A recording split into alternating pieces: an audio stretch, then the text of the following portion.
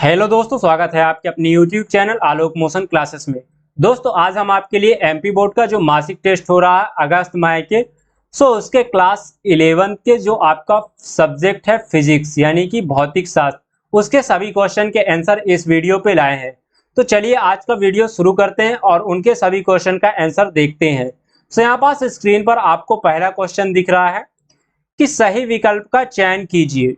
ठीक है, यहाँ पास आपको इसमें 5 सही विकल्प दिए गए हैं और प्रत्येक सही विकल्प 1 अंक का है। ठीक है, यहाँ पास इसका पहला क्वेश्चन है, देखिए इसमें 4.0030 में सार्थक अंकों की संख्या है। यहाँ पास इसका आंसर हो जाएगा 5। ठीक है, इसका आंसर क्या हो जाएगा 5। आगे बढ़ते हैं, अगला क्वेश्चन है इसका, निम्न में से समान विमीय सूत्र वाला युग्म है। यहाँ पास इसका आंसर हो जाएगा दाब और बल। ठीक है, फिर आगे बढ़ते हैं, इसका अगला क्वेश्चन है, गैस के अणुओं की गति होती है। ठीक है, यहाँ पास इसका आंसर हो जाएगा क्या, त्रिविमीय। ठीक है, इसका आंसर क्या हो गया, त्रिविमीय। फिर इसका अगला क्वेश्चन है, देखिए किसी गतिमान कण के लिए शून्य हो सकता है। यहाँ पास इसका आंसर क्या होगा, विस्थापन। ठीक है, क्या हो गया, विस्थापन। फिर इसका अगला क्वेश्चन है, देखिए यहाँ पास दो सदिशों का योग अधिकतम होता है जबकि उनके बीच का कोण होता है। तो यहाँ पास इसका आंसर हो जाएगा क्या, 0 डिग्री। अब चलिए अगले क्वेश्चन की ओर चलते हैं, यहाँ पास प्रश्न क्रमांक 2 की ओर। ठीक है, तो यहाँ पास प्रश्न क्रमांक 2 है, निम्नलिखित में से कोई 3 प्रश्न हल करिए। यहाँ पास इसका हमने पहला देखना है क्वेश्चन। देखिए क्वेश्चन क्या है, चाल एवं वेग में अंतर स्पष्ट कीजिए। ठीक है, तो यहाँ पास इसका आंसर है, देखिए आगे, तो यहाँ पास आपका ये चाल है, ठीक है, और ये वेग है। अगर आपको स्पष्ट नहीं दिख रहा तो आप अपनी वीडियो की क्वालिटी जरूर से बढ़ा ले। तो यहाँ पास देखिए ये आपका पहला अंतर है। ठीक है, और फिर इसके बाद ये दूसरा अंतर है, फिर इसके बाद यहाँ पास तीसरा अंतर है। ठीक है, और आगे इसके बाद यहाँ पास चौथा अंतर है। अधिकतम आपको 4 अंतर लिखने ही है। ठीक है, अब यहाँ पास आपको एक बोनस अंतर हम दे रहे हैं, 5वां अंतर, तो आप लिखना चाहें तो लिख सकते हैं। ठीक है, फिर आगे बढ़ते हैं, इसका अगला क्वेश्चन नंबर 3 है। यहाँ पास हमने इसका क्वेश्चन नंबर 2 नहीं किया क्योंकि इसमें 3 ही करने थे, तो हमने पहला, तीसरा और चौथा किया है। ठीक है, तो यहाँ पास है 3i cap plus 4j cap की दिशा में एकांक सदिश कितना होगा। ठीक है, तो यहाँ पास देखिए इसका आंसर हमने किया है, सॉल्व किया है। देखिए यहाँ पास प्रश्नानुसार। ठीक है, यहाँ पास हमने क्या लिखा है, vector a is equal to 3i cap plus 4j cap is. अब यहाँ पास देखिए एकांक सदिश का ये फार्मूला होता है। अब इस फार्मूला में हमने मान रख दिया है केवल। ठीक है, अब मान रखने के बाद इसे हमने सॉल्व कर दिया है। अब यहाँ पास देखते जाइए आप एक एक स्टेप, हमने कैसे सॉल्व कर दिया आपको यहाँ पास देखने से ही समझ में आ रहा है। ठीक है, तो यहाँ पास आंसर आ गया। ठीक है, mod a cap is equal to 1/5 into 3i cap plus 4j cap, ये इसका आंसर आ गया। ठीक है, आगे बढ़ते हैं, इसका अगला क्वेश्चन है यहाँ पास, देखिए चौथा है, समतल गति के 2 उदाहरण लिखिए। ठीक है, तो यहाँ पास इसका पहला उदाहरण है प्रक्षेप गति। ठीक है, और यहाँ पास इसका दूसरा उदाहरण है वृत्तीय गति। ठीक है, ये समतल गति के उदाहरण है 2। ठीक है, फिर अगला क्वेश्चन की ओर चलते हैं, यहाँ पास हमारा प्रश्न क्रमांक 3 आ जाता है।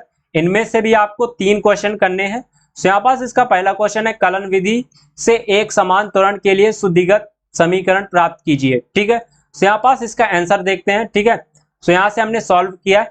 ठीक है, तो यहाँ पास आपको फाइंड क्या करना है, देखिए एक तो ये आपको फाइंड करना है यहाँ पास गति का प्रथम नियम, और यहाँ पास इसके बाद दूसरा क्या है आपके लिए, देखिए यहाँ पास आपको गति का द्वितीय नियम फाइंड करना है। ठीक है, फिर इसके बाद आपको यहाँ पास गति का तृतीय नियम फाइंड करना है। ठीक है, तो यहाँ से देखते हैं, चलिए।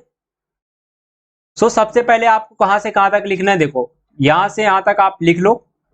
ठीक है, फिर इसके बाद आगे बढ़ते हैं, तो यहां से यहां तक आप लिख सकते हैं। फिर इसके बाद आगे बढ़ते हैं, इसके बाद आपको यहां से यहां तक लिख लेना है। ठीक है, और फिर आगे बढ़ते हैं, यहां से यहां तक आपको लिखना है।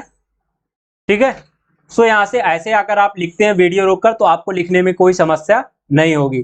ठीक है, फिर इसके बाद बढ़ते हैं अगले क्वेश्चन नंबर 2 की ओर। यहाँ पास देखते हैं सदिशों के योग का त्रिभुज नियम। ठीक है, यहाँ पास देखिए ये है आपके सदिशों के योग का त्रिभुज नियम। ठीक है, यहाँ पास ये इंपॉर्टेंट है। और फिर इसके बाद यहाँ पास आपको ऐसे डायग्राम बना लेने हैं, ठीक है। फिर इसके बाद आपको यहाँ पास ये डायग्राम बनाना है, फिर इसके बाद थोड़ा सा ये एक्सप्लेनेशन कर देना है, ठीक है। ये हो गया। फिर आगे बढ़ते हैं अगले क्वेश्चन की ओर। यहाँ पास अभी थोड़ा सा इसी का बचा है, तो यहाँ पास देखिए ये अंतिम है, ठीक है। यहाँ तक अपना आपको लिखना है, ठीक है। फिर इसका अगला क्वेश्चन है क्वेश्चन नंबर 4, ठीक है। सो यहाँ पास इसमें 3 करने थे, तो ये तीसरा क्वेश्चन है इसका, ठीक है। अब देखिए यहाँ पास हमने क्वेश्चन नंबर 4 किया है, ठीक है। तो देखिए इसमें क्या करना था आपको इसमें क्या करना है, ऊंचाई तक गेंद ऊपर मतलब किस ऊंचाई तक गेंद ऊपर फेंकी जाती है, और आपको क्या करना ज्ञात करना है कितनी देर बाद गेंद खिलाड़ी के हाथ में आ जाती है, ठीक है। तो यहाँ पास देखिए यहाँ से हमने सॉल्व करना शुरू किया है, तो यहाँ तक आपको करना है ऐसे, ठीक है। फिर यहाँ हमने सूत्र लगाया है, और फिर इसके बाद देखिए हमने मान रख दिया है सिंपली, और मान रखने के बाद देखिए कितना मीटर आया, यानी इतने ऊपर तक गेंद क्या है फेंकी जा सकती है, 42.9 मीटर तक। फिर इसके बाद देखिए कितने समय तक क्या है, यहाँ पास देखिए कितने देर बाद खिलाड़ी के हाथों में गेंद आती है, तो यहाँ पास देखिए तो 5.92 सेकंड बाद खिलाड़ी के हाथ में क्या आती है, गेंद आती है, ठीक है। सो यहाँ से यहाँ तक आपको लिख लेना है, ठीक है। सो यहाँ पास हमने सभी क्वेश्चन का आंसर कर लिया है, ठीक है। अब इसका पीडीएफ अगर आपको चाहिए तो टेलीग्राम का लिंक नीचे डिस्क्रिप्शन पे है, वहां से आपको ज्वाइन कर लेना है, और उसमें आपको एक कमेंट का ऑप्शन मिल जाता है, वहां पास कमेंट में जाना है, आपको कमेंट करना है PH11, ठीक है। अगर आप ये कमेंट करते हैं तो आपको इसका पीडीएफ दे दिया जाएगा। सो उम्मीद है आपको वीडियो पसंद आई होगी। अगर वीडियो पसंद आए तो वीडियो को लाइक कर दें, अगर चैनल पे नए हो तो चैनल को सब्सक्राइब कर दें, दोस्तों को शेयर करें वीडियो। मिलते हैं अगले वीडियो पर, तब तक के लिए बाय बाय।